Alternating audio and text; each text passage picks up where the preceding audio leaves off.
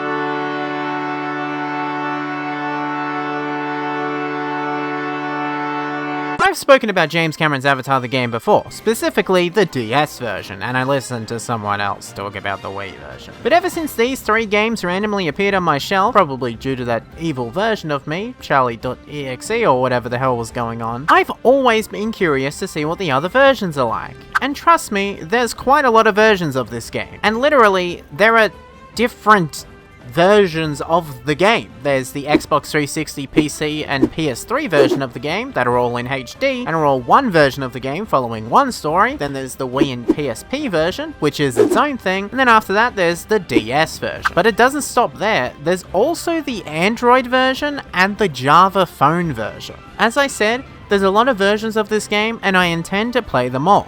Genuinely, I will play them all. Let's quickly recap everything that I talked about last time. Actually, I think I do need to play the Wii version at some point. I never legitimately played that version of the game. I only ever played the DS version. Anyway, onto the DS version. So, development on the game happened at the same time as the movie, with James Cameron working on the game as he was working on the original movie, with the only version of the game not being developed by Ubisoft Montreal and James Cameron being the version released by Gameloft, which we'll get to soon. These games were considered canon to the wider Avatar universe, but once work began on Turok: The First Flight and the endless Avatar sequels, the games were written out of canon, leaving these games to just sit around. Creating an in-universe game would eventually come around with Avatar: Frontiers of Pandora, developed by Massive Entertainment and published by Ubisoft, but I'm not here to play that one. Well, maybe one day. Regardless, Avatar on the DS is probably the most forgotten version of James Cameron's Avatar the game. Well, that would be if it wasn't for the Java phone edition. Edition. The what now? Okay, so James Cameron's Avatar the game released on Java phones, but what is a Java phone, and what other games have been released on it? Well, Java phones run on the Java platform Micro Edition, otherwise known as Java ME. Many different types of phones use Java, specifically the old Microsoft Windows mobile phones, as well as several other mobile phones such as the Nokia E52, the Sony Ericsson W580. It was basically just another type of phone, like how there's Android phones and iPhones right now. And so many different games were being released for these Java phones. Even Sonic had quite a lot of games, with some completely missing, like Lost to Time. These games were Sonic Tennis, Sonic Golf, Sonic Fishing, Sonic Racing Kart, Sonic Advance, Sonic Jump, Sonic the Hedgehog 2 Crash Plus Dash, Sonic at the Olympic Games, Sonic and Sega All-Stars Racing, and even Sonic Unleashed. Some pretty big hitters. So it's safe to say that the Java phones were a pretty cool place for gaming. But how are these games actually on the Java phones? Like, were they any good? Well, not exactly. But because of the limitations of Java phones, it actually made for some pretty unique experiences. Let's take a look at some of those experiences. Let's begin with Sonic and Sega All-Stars Racing. I loved the Wii version when I was younger. And since then I've also played the PC version, the Xbox 360 version, I think I played a little bit of the DS version too with other people through download play, but I've never tried out the Java phone version. So let's see what it's like. Okay, so the thing about Java phones is that they all come in different sizes, and sometimes the smaller versions of the games had worse graphics. So I'm going to be trying to play the best version of each game. So for Sonic and Sega All-Stars Racing, I will be playing the version made for the Samsung GT8000.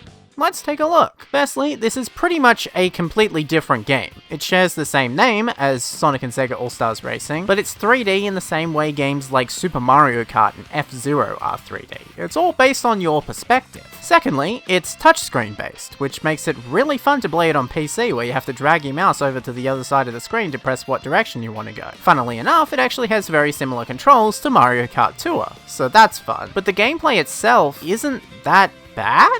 I mean, it's not great. Genuinely, it's not that great a game, but for what it is, I had my fun with it. The game only seemingly has like 6 playable characters and has very basic track layouts, but it has unique power-ups mostly, and little to no music. That's the fun thing about Java games, they don't really got a lot of sound going on to begin with. So having games with sound is basically a stupid idea, but overall, I had my fun with this game. Good job. But you know what we should check out next? So we all know how Mario and Sonic and this idiot went to the Olympic Games together, right? What if we got rid of Mario and this idiot and we just had Sonic go to the Olympic Games? Well, introducing Sonic at the Olympic Games. I'm not very good at Sonic at the Olympic Games. Look, this is a completely different game to the original on Wii and DS. This is a completely different thing. So what you do in the first round is that you throw a discus, and then try to control it in the air with the power you gained from throwing the discus at a specific time. I got all the way up to the finals, and I just couldn't do it.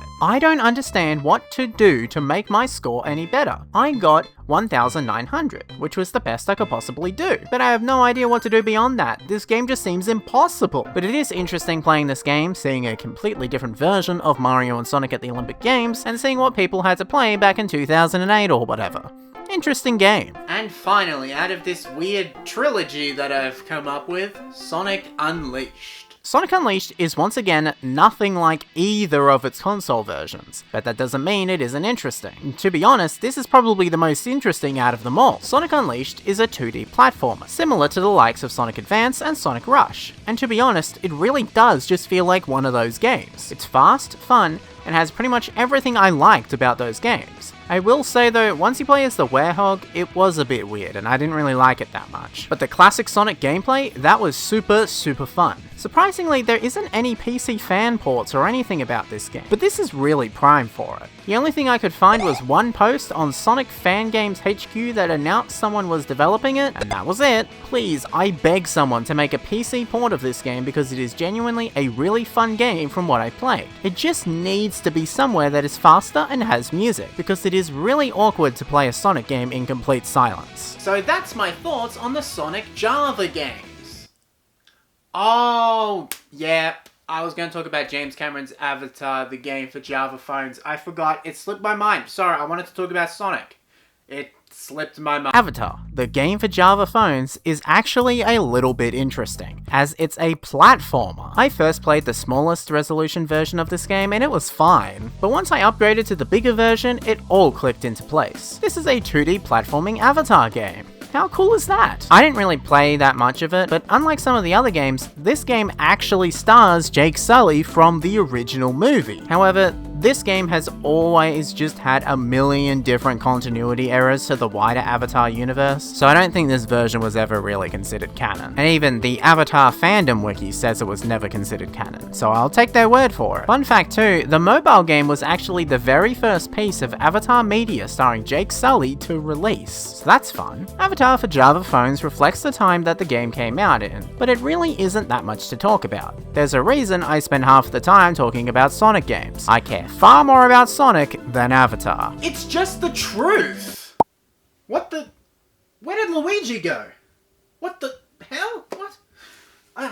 This can't be happening again. Everything can't disappear again. I can't do this again. Is Avatar really doing it again?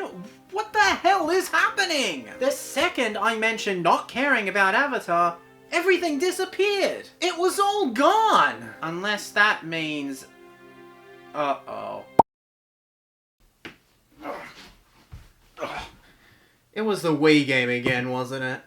Just like last year. That's what I'm inside. I'm inside the stupid Wii game again. How can I be inside of it again? I'm trapped inside a goddamn Wii game. It's surprising that this isn't even the first time this has happened. This is what, like, the third time? Because there was development hell, and then this the first time. So repetitive. Bomb? Charlie? Oh my god, Charlie, wait. Which one are you? What's your go-to catchphrase thing? Hi, I'm Charlie, I'm back. Oh, that one. I told you not to mess with the multiverse anymore. What? I specifically told you in a letter I wrote out after our last adventure to leave this multiverse junk to me. I couldn't risk you leaving your universe. Oh, you think I did this on purpose? Who the hell do you think I am? An idiot? What? Never mind. Don't worry about me, by the way. Just dealing with my own issues. Now I'm really confused. Well, currently I'm in the middle of my own adventure. Since last year, I've traveled to a new universe and have been talking to this guy named the One Above All, as they call him. You're not making sense, Bomb. Oh my god, you're useless to talk to. It's all covered in my show. This currently takes place during episode 4 of my show that, if everything went according to plan, released today on youtube.com/@fruitcomics and Newgrounds. What? Look, you and I are trapped down here, buddy. There's someone playing with our fates. Someone's been controlling every single damn thing we do. Everything that has happened to you, to me, to anyone in our lives has all been controlled by this one guy. This one guy known as the One Above All. I managed to communicate with him for a little bit before being thrown into, what's his place again? I called it Pandora. Yeah, Pandora.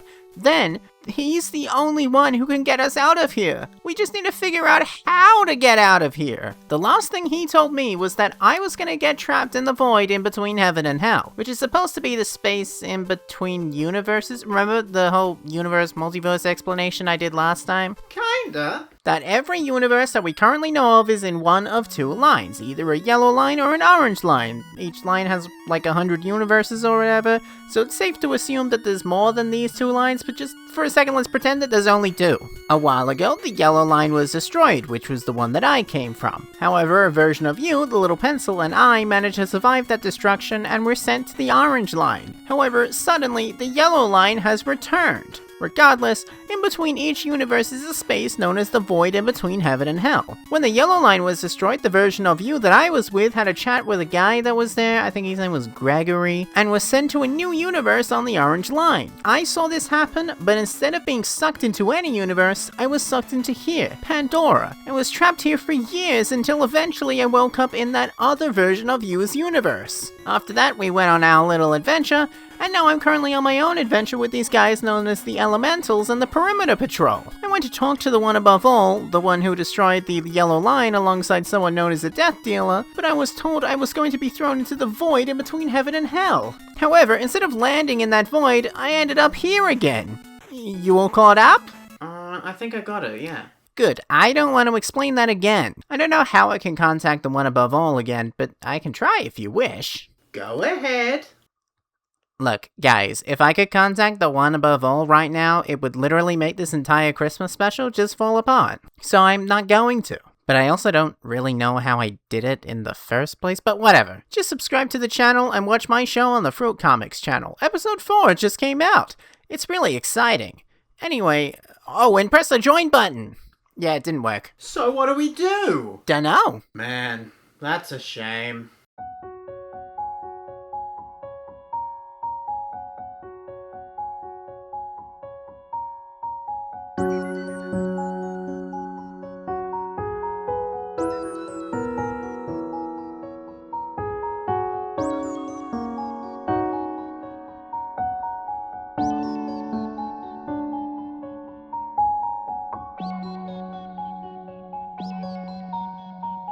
What the hell are we even doing here? I just wanted to play Avatar, but I guess that's just wrong. I just wanna live a normal life again, but that stupid little game has made me go insane.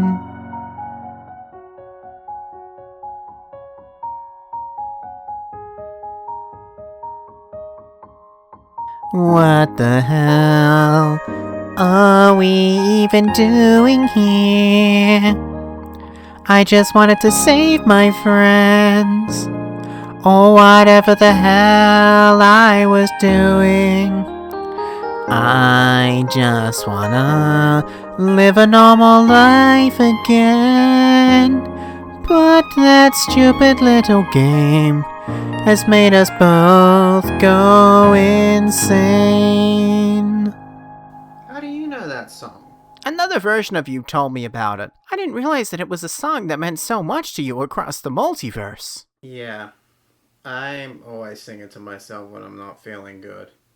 I guess. I mean, it's also from DuckTales. Yeah, I know. The NES game. Have you ever played the NES game? DuckTales. Yeah, I know. I love that game. Tell me about it. Okay. DuckTales on the Nintendo Entertainment System is based on the TV show by the same name, released by Disney, starring Scrooge McDuck, Huey, Louie, and Dewey. You know, the famous ducks. What about Daffy Duck? That's Looney Tunes. Oh. The game released in 1989 and was developed by Capcom, and a lot of people who worked on the Mega Man series also worked on this game. This was the first Disney game developed by Capcom, but it wasn't actually the first one published by Capcom. The first one was actually the game by the name of Mickey Mousecapade, which was developed by Hudson Soft. This is as much that is known about the development of DuckTales. Let's just talk about the game. DuckTales has only 5 levels, but 5 levels that have a lot of things to do with them. See, this game kinda takes the Super Mario 64 approach, with the 5 levels having multiple goals to complete. However, instead of you getting sent back to the hub or whatever each time you get a star,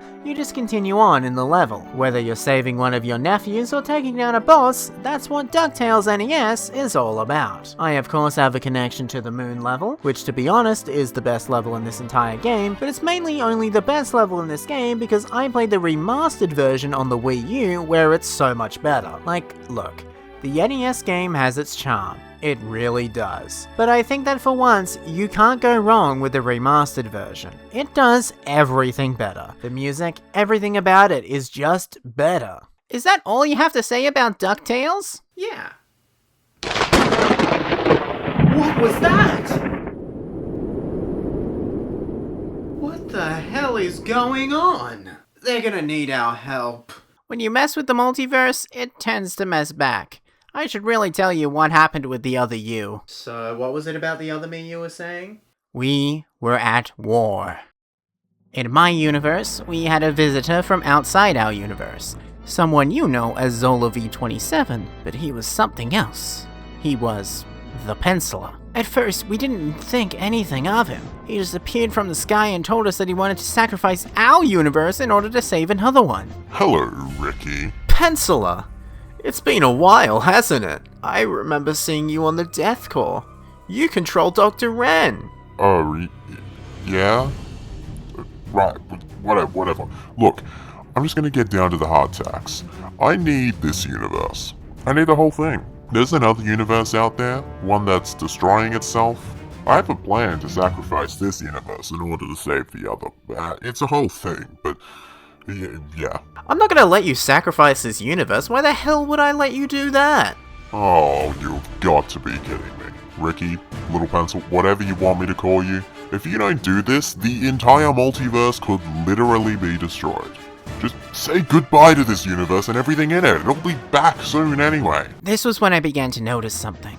The little pencil didn't believe the Penciler, or Zola V27, was telling the truth. And to be honest, I don't blame him. But I noticed that when the Penciler ran away, he began talking to himself. I ran up to him and asked him about what he said. I tried to feel out if he was telling the truth or not, and seemingly, he was. He told me about this other universe where a guy was trying to become a god by resetting his universe over and over again. Look, it took a while to convince me, but right when he did, the universe was already being destroyed. Well, that was mainly because I threw a copy of James Cameron's Avatar the game for Nintendo Wii at him, but at that point I wanted to destroy the universe to help the Penciler out. Was it the best idea? Probably not, no. And why would that not be the best idea? Avatar holds a special energy inside of it. The same energy that brought you and I here right now. Anyway, as the universe was being destroyed, I made a promise to the little pencil that I'd fix everything. I knew that it was possible. It had to be possible. So I followed the Penciler into wherever the hell he was going, and once I got there, the Penciler and I made a deal. Wait, you did that on purpose? You destroyed your universe on purpose? You said you could bring back my original universe, right? So what's the harm? Yeah, I should be able to bring back your universe after stopping Edwin, yeah. Then I'll help you out. What do you need me to do? Who the hell is Edwin? Edwin Neal. He was the principal of a school in another universe known as the Loop College. The Loop College? I have a hoodie that says the Loop College on it. Well, maybe a bit of that uniform traveled through the multiverse and landed on your front doorstep? Maybe? I don't know. Anyway, Edwin Neal was the guy who was trying to be a god or whatever. He's not really important to the story though. As I was saying, I joined a group of heroes known as the Multiversal Warriors alongside the Penciler, and we put an end to Edwin Neal. At least, I think we did. Anyway, after that, me and the Penciler had a deal, because he had let our universe be destroyed in order to save this one, that he needed to put our universe back in place. The problem was, now in our timeline, he shows up and destroys the timeline in 2017. So I needed to come up with a way of destroying the Penciler, or that Penciler, while letting the real Penciler send me back through a loop every time I fail. However, that didn't end well, as after a while, the Penciler pulled me back into the Omniversal Bubble Hub and told me the bad news. Look, Bomb, we're getting to the point where your universe is crumbling because of the number of times you've looped through it. I don't think we can keep you going through this loop. I thought that as long as you repaired it, we could, save it together. I feel like I'm so close to figuring it out. The problem is, I've been a bit distracted as of late. Someone known as the Death Dealer is destroying universes on the time stream.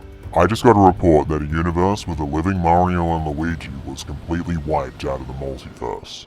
Look, if you can assemble a team of heroes from across the multiverse to stop this Death Dealer, then I think we could save your universe, or go back to trying to figure out how to save your universe. Sounds good. And from there, I sought out the multiverse's best defenders. I had one problem though. I wanted one of you, and I needed the smarts of all of the yous from across the multiverse, and my god, there was just too many of you. So, this guy known as the Death Dealer is destroying your universe. Any questions? So when are we gonna take down this Death Dealer guy? Oh, you're not invited. I just wanted Chalek, thank you very much. Look, I only wanted Chalek because he was actually one of the strongest one of yous out there. But eventually, I came up with a machine that combined every single Charlie from across the multiverse into one being. Is that me? God, no. You're a whole new problem, but we're not up to that yet. Is one of them over there the one then? Well, from what I'm assuming, the Charlie I created has been split up again. I noticed it last year when we stopped the penciler and all that. But again, stop interrupting my story! I'm building up to something here! Anyway, the Multiversal Warriors, the new group, as we called ourselves, fought the Death Dealer on top of the time stream. While on the time stream, I learned that the Death Dealer was working with someone known as the One Above All. Yeah, see, it's all connecting into a big cohesive story. I'm so good at this storytelling thing. Anyway, the Death Dealer succeeded in the plan, then the Yellow Line was destroyed along with everyone that was in it, except for Charlie, who talked to this guy, I think he's named Gregory Ross, who's God or something, and the Little Pencil's dead body, whatever, blah blah blah. However, a few days ago, I brought him back to life, I think. As in the Little Pencil, I think I brought him back to life. But anyway, Charlie got a happy ending, or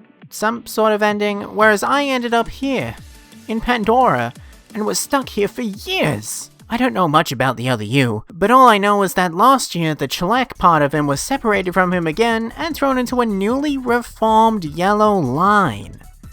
Got it? Right. Good morning, Charlie. Which one are you? Boom! You're back! Did you defeat the Death Dealer? No, that was years ago. Whoa. Where am I? No idea. Which one are you? Q&A me, Charlie, I guess. Oh, hey. It's Mario 123 Show Charlie here. What are they talking about? Each of these Charlies hosts different shows in different universes, kinda. One hosts a show called the His Mario 123 Show, and the other hosts Q&A Me. However, in the His Mario 123 Show, Q&A Me was a fictional show. This stuff never makes any sense. Is it over? Is the potato dimension over? Okay, who the hell are you? I am His Mario 123, scientist of Nexon Labs alongside Dr. Minehill and Squiddy. I was recently trapped in a potato dimension. What, the thing from the April Fool's update? Yeah. I didn't know this was a dimension in the April Fool's update. Okay, this is just getting confusing. Good afternoon, Charlies of the Yellow Line. It is I, the Big Bomb Guy. Many of you know me. We're stuck down here in Pandora, which is inside James Cameron's Avatar the game for Nintendo Wii. You've all been split from the same person, as just a few years ago, I united you all into one being. Now, it's been a little bit confusing, obviously, but we need to reunite you all into one being again. Why do we all have to be one? And also, do you have any buttons? No on the button front. But, you all have to be one because otherwise, everything gets just a little bit too confusing. Besides, you're not even supposed to exist anymore. Anyway, has anyone seen Chalek around? Chalek? Hi, Bomb. You're alive! It's so good to see you, Chalek! You're back! Last time I saw you, we were taking down the Penciler! Yeah! Hey, Bomb, I thought you said the Penciler was a good guy. Look, I don't even know anymore. Why are you still messing with Avatar anyway? I was messing with the other versions of the game. Well, specifically the Java phone versions of the game. But then suddenly, things started to disappear again. Luigi's down here somewhere, and now I'm here. And even after all of that, I haven't even played the Wii version. Well, lucky for you, I have a spare copy. Here you go. Oh god. Look, just talk about it while I try to figure out a way to combine all of these Charlies again. You can do it. What is there to say about James Cameron's Avatar the game for the Nintendo Wii that hasn't already been said? What? Everything. The Wii version of Avatar is actually the most important version of the video game version of Avatar because the Wii version has a balanced board support. No, but seriously, the Wii version is actually one of the only games that introduced something into the wider Avatar universe that actually stayed in the wider Avatar universe. As I stated earlier on, these games are no longer seen as canonical in the wider Avatar universe. However, this game has one element, one singular element that went on to be referenced in further Avatar material, and that is the Inurai clan. which first appeared in the circus show Turok: The First Flight. Everything else about this game though is completely irrelevant and doesn't even need to exist. But besides from that, the Wii version of the game is actually very different to the HD console version of the game. In the HD console version of the game, I think the game would be considered an open world game, kinda, but in this game, the Wii game, it's pretty straightforward. You walk through a level, defeat enemies, and follow the path the game lays out for you. There's no vehicles in this game, unlike the PS3 version, which was full of different vehicles, which we'll get to in a bit. This version of the game is just weird. But regardless of all of that, when we move over to the PSP version, we find out that it is the exact same damn game. Well, not the same damn game. There are a few differences. Well, Charlie, what are the differences? I was literally about to say them within 10 seconds. I was going to say the differences within 10 seconds. Just be patient for once, you guys. The PSP version of James Cameron's Avatar the game is, of course, a little bit downgraded graphics-wise compared to the Wii version, purely because it was made to fit on a smaller screen, but considering that the PSP could handle PS2 games really well, and the Wii can do graphics that are semi-equivalent with that console, they're pretty similar. The PSP version of the game, though, of course, does not have motion controls. The little animated graphics are also almost impossible to read. Granted, you're watching this footage through an emulator, but still, it wasn't great. And the PSP version, of course, doesn't have the co-op mode from the Wii version or the balance board support. Big shock, I know. But you can play the PSP version on the go, so, who am I to judge? But now we move from James Cameron's Avatar the game for Nintendo Wii and James Cameron's Avatar the game for PSP to James Cameron's Avatar the game for PC, James Cameron's Avatar the game for PlayStation 3, and James Cameron's Avatar the game for Xbox 360. These games are of course non-canonical, unlike the more modern Avatar game, Avatar Frontiers or Pandora, which is canonical. This game is an open world game. Kinda, as I said before. The beginning of this game has you go on a little spaceship where you're a human turning into one of those blue things, and you have to talk to specific people in order to unlock specific things, blah blah blah, you already know how these games work. But once you get through this section and actually get to play the first level of the game is genuinely an open world in the broadest terms physically possible. The open world has you going back and forth, doing specific missions for specific people that really just involve you going from one section of the map to another over and over and over again, but, you know, it gets old really quickly. But luckily this game has vehicles that you can use to get around, which is really cool. I appreciate that. But besides that, I don't really think this game is that exciting. Even James Cameron himself said he thinks the game should have spent more time in the oven. However, I think James Cameron would want to take as much time as possible on any project that has his name on it in order to make it perfect. That's why he took so long to make Avatar: The Way of Water. He knows what he's doing. He's a revolutionary director. Just don't ask him why he's on the board of directors of a generative AI company while publicly being against generative AI. That's rude. I agree. Anyway, I think that Minecraft version of you figured out a way out of here. Hi everyone! I'm starting to realize that although I'm playing Minecraft right now, I've managed to go into a different universe while playing Minecraft. I'm normally used to traveling through dimensions, but this one's different. I didn't install this mod. But regardless, I actually have a bit of obsidian and flint and steel in my inventory. If I can build a nether portal, we could at least get out of here. I don't know where the nether portal will go, maybe back to my nether? I don't know, but it's a way out of Pandora. Is that actually gonna work? Because if not, I got a portal gun and Cappy too. You guys had this stuff the whole time? We all got our own thing, Charlie. Well, I don't see how Cappy is gonna be very helpful.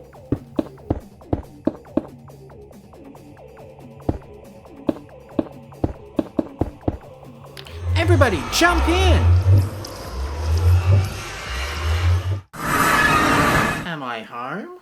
Looks like it. Well, how do we know it's your place? Because of all that junk. Well, at least we're out of there. However, I don't exactly know how we're gonna combine all of these Charlies into one guy again. Well, how'd you do it last time? I had this device built on a space station. If I could travel across the multiverse... Isn't that the first episode machine?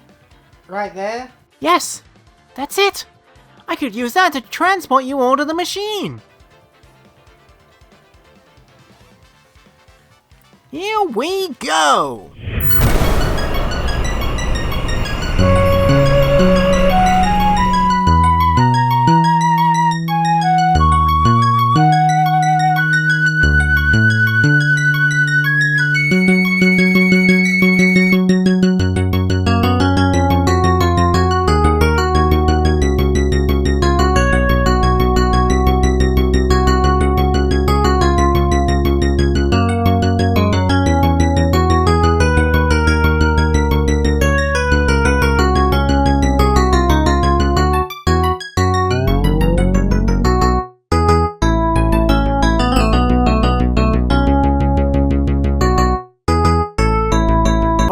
So if all of you stand in the room, including you, Charlie, I can combine you all into one person. Even me? The avatar-hating one? Yeah, look, having a loose Charlie in the multiverse has proven to be really dangerous in the past. I can't let you keep running around like nothing's gonna happen, because seemingly it will. I have no idea where you come from, but I do know that there's no point in leaving you behind. Charlie, you are my second favorite Charlie. Chalek's still number 1 on that list. What about my universe with John, Luigi, Gramsci? What about them? I'll fix it all, don't worry. It would all make sense. Please, just let me do this. Thanks for your help, Bomb. Goodbye, Charlie. I now unite every Charlie from across the multiverse into one singular guy. Go! Hello? Where am I? Hi, Charlie. Are you the one above all? That's the name of the big bomb guy. Or I guess I gave myself. I wrote your destiny, Charlie. You've been very helpful in reviving the YouTube channel. You've helped me see what I should do in the future. But now you're not needed. I need to just be making YouTube videos. Not an overly complicated, like, multiversal story that, if you really think about it, doesn't make any sense. I think I'm just done with that right now. I just want to be a guy that talks about video games. There's other channels out there that can take inspiration from Scott the Woz and whatever. It doesn't have to always be me. Scott the who? Never mind. You had a place in my head. In my stories. But considering your purpose is just to make videos about video games, it becomes harder and harder to come up with these stories for you to appear in. You're an idea lost to time. A person that's no longer needed. Once all Charlies across the multiverse are one, I don't have to worry about this multiversal storytelling rubbish. I'm just as sick of it as you. You just want everything to be combined. Everything to be as one. Yeah, for simplicity's sake. Everything's just so confusing right now. I need to figure out what to do with all of these copies of Avatar and all that stuff. Like, I just needed a story that would complete the story once and for all. And now, I just need to make YouTube videos. Once I do this, you'll know everything. No longer will you have to think about, does this actually fit within the canon of the universe? That doesn't matter. You're making YouTube videos now. It's not a big story. You can just be you for the very first time. Thank you, Charlie. I already have the next task for you, but you need to figure it out yourself. Sayonara, and tame your phone.